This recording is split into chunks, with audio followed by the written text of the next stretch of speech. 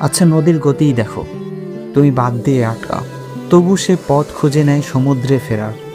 তার স্থিরতা একমাত্র গন্তব্যেই বাধা। অথবা ইবনে বতুতা, পথের নাম, যার নাম হয়ে গেল। তিনি কি প্রথম যাত্রাতে জেনেছিলেন তার গল্পই হয়ে যাবে পথের ইতিহাস? আমরা ভুলে যাই যে মানুষ শুধুই পথ বেছে নেয়, ভাগ্য লেখা গন্তব্য বেছে দেয়। তুমি পাড়ি দাও সাগর, তুমি গড়ে তোলো নগর, তুমি লুকাও পাহাড়ের গুহায়, তুমি ঘুমাও আকাশ ছোঁয়া অট্টালিকায়। আসলে যা তোমার তা মাটির নিচে থেকেও উঠেই আসে। তাই বৃষ্টির ফোঁটাগুলি যদি 1000 মাইল ভেসে এসেও তোমার হাতে পড়ে, তবে তুমি বিশ্বাস করো, তোমার রুটি, তোমার জয়, তোমার প্রেম, তোমার পরাজয়, তোমার জন্ম, তোমার মৃত্যু, সব কিছুই আসবে। শুধু হয়তো বদলাবে কিছু দৃশ্যপট, কিংবা বদলাবে কিছু চরিত্র।